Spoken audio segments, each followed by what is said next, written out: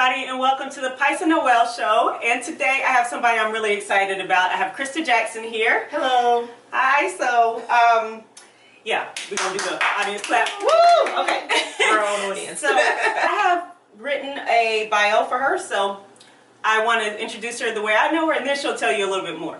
So Crista Jackson is a multi-talented. She works in the studios. I knew that, and I didn't have the rest down, so we're going to have her to explain that part. But she also, the really cool thing is that she's a comedian. Crista is a woman of faith, knowledge, many talents, endurance, resilience, and grace. Her strength and her many hats never cease to amaze me. Most of all, I am fascinated by her extensive up and down journey. Her spirituality and ability to bounce back after difficulty is admirable and inspiring. The icing on the cake to me is observing and experiencing her strong loyalty and friendship. Knowing Crista is a gift, and you are in for a treat today. Without further ado, Crista Jackson. Oh, thank you, Pysa. That was wonderful. I think I needed to hear that. Well, you always stand out with your loyalty and help. Like, you're always trying to find a way to do something out of love for all of your friends and stuff. And I'm just so glad to be one of them now. And we've grown closer, and I'm just really excited to have you in my circle. But that's what I always see you doing. I feel really honored to be here. I was like, touched that you asked me. I was like, oh, that's so nice of you to include me in your goals and your visions. So I'm really grateful for that. I mean, and you're just a woman of strength to me, and I just have seen her fight through so many battles, and she always bounces back, and she looks amazing, of course. Look at her just shining. So her personality and her look is just as bright. They're equally as bright. So anyway, I did ask her what she does by trade, because she does do a lot of stuff. So I'm going to let her explain a little bit, but I did know the comedian, and I knew for the studios, but let's hear about it. So I specialize in project management and story analysis within the networks and studio systems. So my career has been from television networks to production companies to movie studios, and I've done everything from major movie social media campaign with international agencies to television series, the day-to-day of nuts and bolts of television series and production and kind of all things television and film. Okay, so when you say story analysis... when I say story analysis, I mean that before we see the film or the television, before it gets to screen, right, and a writer's working on it, a lot of time they need another person, another set of eyes to either help them see what they can't see for themselves, and then for the network or studio, make sure that the content is representing the brand or the network of what they need. So essentially you're analyzing the story or developing the story and on the artist. Very cool. Yeah, I forget about the many different areas and things that are needed when it comes to TV and film and stuff. And I'm like, oh, I didn't think about that as a job also, and that's another person that needs to do this part. So it's really cool. Okay, so please tell me how it all started, like where you're from, where you grew up, how you grew up, and how you got to LA and into your passion and talents. Okay. Well, I am from Miami, Florida. I was born in the Philippines to Air Force parents. Wow. I didn't know that. I keep learning. Yep. But my mom is born and raised in Miami. And so that's where we settled. I was raised to a single mother. Although I have 3 dads, that's a whole nother story. Okay. A whole other time. I have my biological father, and then my mother had a long-term partner who I grew up with as my dad.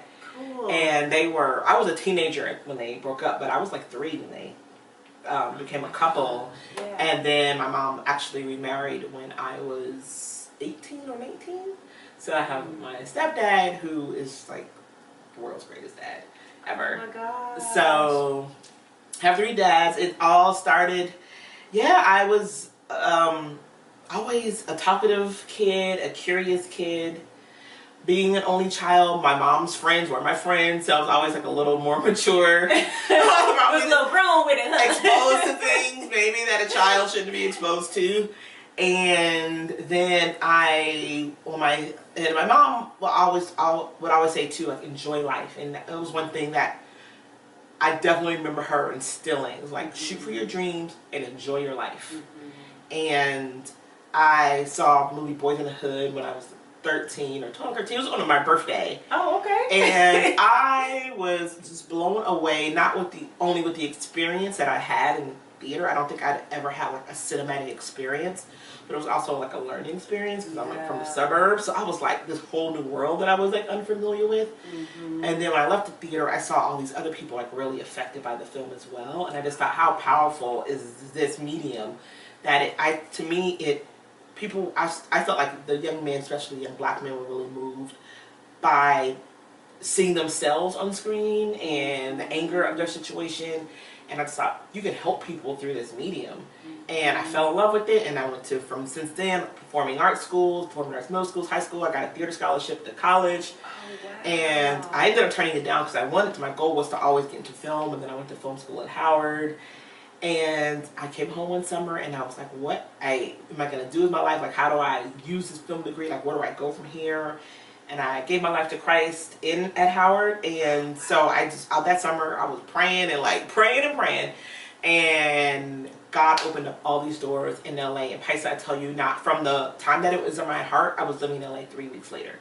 oh my God. So See why I interviewed her?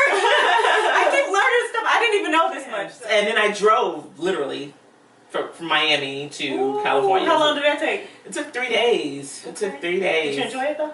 It was fun. I got to, a road trip with my mom, and these are like precious memories that I'm starting to really cherish. Yeah. And it was long, because, we literally going from the bottom of Florida to across Florida and all the states. We only stopped 3 times. All 3 times we were in Texas, because Texas is like massive.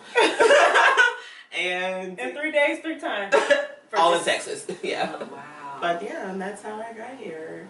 Yeah, my mom made me ride the Greyhound bus from Charlotte, North Carolina. Wow. All the way out here, because it was like a little bit after 9/11, and she was scared to fly. But I was like, never again, because I like the quick. Yeah. Millennial. I gotta but you in an instant. Yeah, I know. Well, I'm barely making that millennial, but I'm in there. I'm in there. You're a senior millennial. For real. Okay, so you did the 3-day trip and stopped 3 times in Texas. And then what happened once you got here? Actually, the church that I went to in DC had a sister church here in LA. Okay. And they had a student house at USC. And I moved into this house with 24 people. I know. A literal house that we shared. Like, we all shared the kitchen. I think 6 of us shared 1 bathroom. And 3 shared another bathroom. Yeah. My friend would call it the real world. He'd be like, how the real world going? Yeah, for real? Wow. Yeah. Man. But you know what? You can't ask for a better situation, because it was instant friends. You're in a new city by yourself, a place, and yeah, and that can be lonely. Literally instant family. Man. Do you still talk to any of them? Yeah, they are. I'm super, super close. I was just with one in New York last week. On my way here, I was actually thinking, I need to check in with a couple for Thanksgiving. Maybe that weekend go see them. One just had a baby. One friend who I met, she actually didn't live in the house. She lived in the house around the corner. She was just here visiting me last week. And these are people that I met 17 years ago. Man.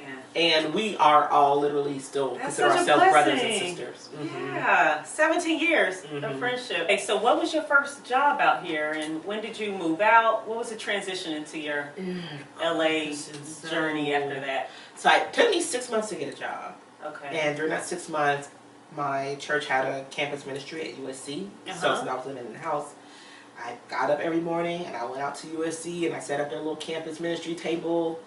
And I just supported the ministry for 6 months, and I'd also pray with some friends who also needed jobs or whatever they needed. Everybody needed something different, but we came together to pray regularly. Okay. And I met someone before I moved to LA at the American Black Film Festival, and I noticed he had on a shirt, and it was a very specific shirt. And I was like, okay, not only did you go to Howard, you were in a very specific department at Howard if you were wearing that shirt. So he was like, yeah, we kind of bonded, we kept in touch. I told him I was moving out to LA. And we had lunch once I got here. We kind of stayed in touch a little, and called me one day and said, I'm leaving my job. Do you want it? Oh. He literally said, I'm leaving my job. Do you want it? I was like, oh, okay. And my first job was working for actor-director Bill Duke. Oh, my God. And who was very, revered in the in Hollywood, especially in Black Hollywood. Yeah. And he also is an acting coach, and he was an OG. I mean, he was directing episodic television, you know, in the 70s, Falcon Crest and all those shows as a black man. But he was also very old school Hollywood. He was strict. He didn't take no mess. He was hard on you. I think just for fun. I think he was just used to being like hard because that's just the way you had to be. They believe in it, yeah. Yeah. So it was a lot for me my first time out, but it definitely he whipped me into shape. That's for sure. Okay.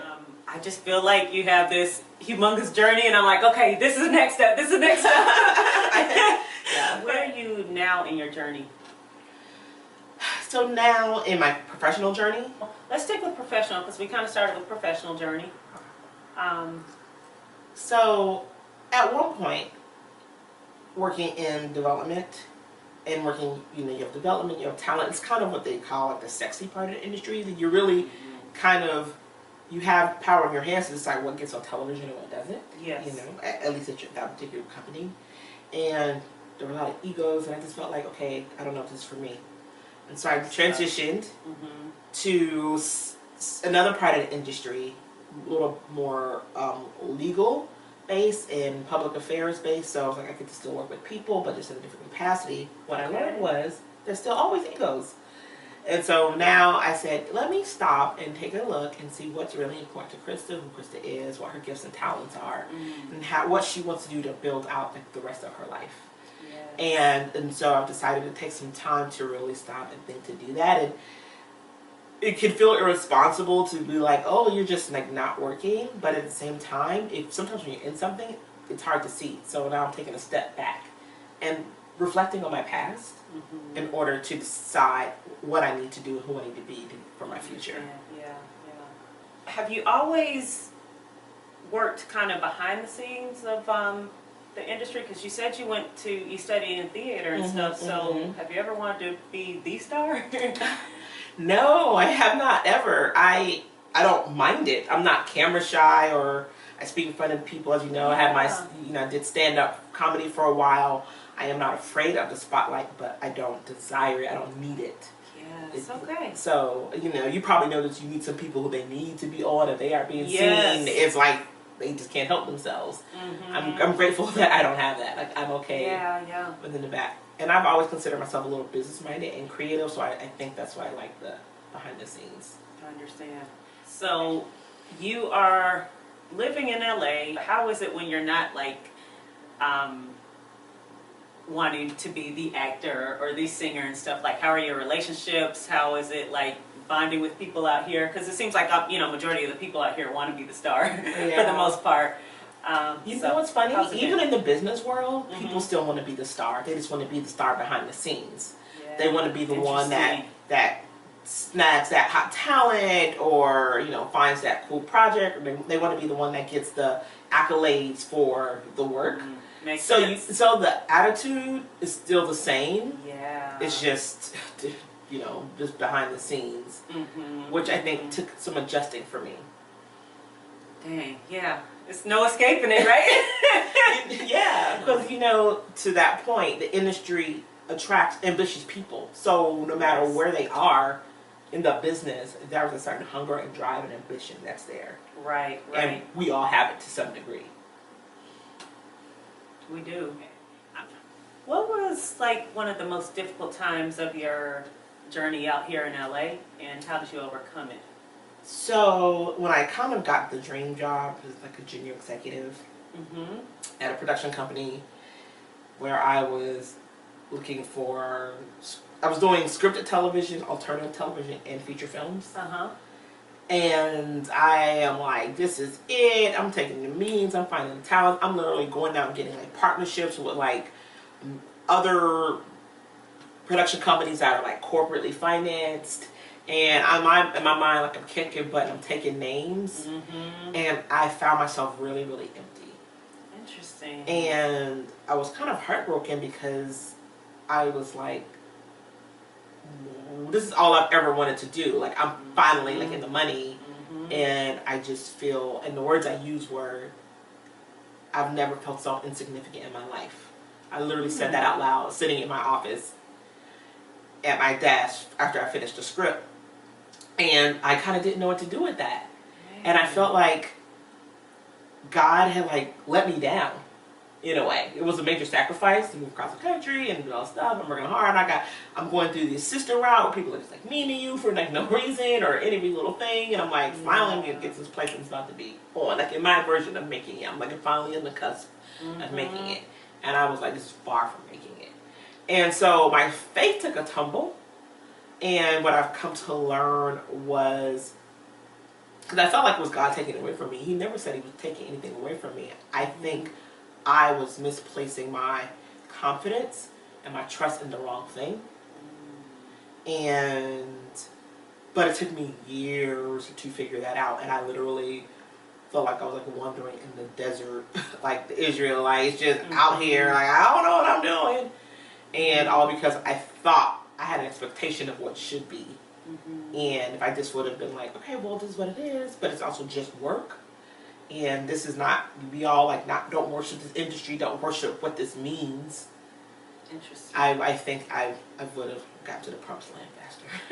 Yeah, I can relate to that feeling. Because even now that I'm assessing my next journey, right, it's like, okay, I used to approach things like, well, what can I get? And people do that in LA. Just like, what can they get, what they can't get? Now, then I realized, okay, I need to be figuring out what can I give. And now that I'm looking at what can I give, I'm also looking at being completely secure and confident in who I am regardless of what's happening around me, because it's going to be shaky. That's not solid ground at all. Yes. And so, but we're human, and it's you have to like remind yourself to stay focused on just knowing that I'm blessed regardless of whatever happens, wherever I end up. Girl, if I move to God knows where, doing God knows what, I am no less blessed and am no less than anybody in LA or in the spotlight. And I think I really want to get that in my system so that when I'm out there working and doing, it's really to give back and not to receive. Because at least not to receive from the industry, to receive from the Father. Right. Thank you for coming. This is like really touching me. I'm like, you got to learn it a lot, huh? Like I was like, is this what she wants to know? But yeah, no, I want honest answers, and I wanted to learn the way I am. I am bringing in guests where somebody can relate to one of the guests. Like that's my wish for that somebody can relate to one of the guests or me and just learn and help people. Our purpose is always to help somebody in some way. Yeah. So I definitely wanted just authentic talking like this. And the other thing I also said about the show is I don't want it to look like Instagram posts, because Instagram posts are only our highlights, and I really want people to know the real journey of everything that goes on and the ups and downs. And like you were saying about your career, like people probably do think, oh, it's all perfect and all grand and stuff, and I want people to hear like this is the downside of it too. Sometimes we can save people from having as much heartache as we've had. So I really enjoy it, and thank you.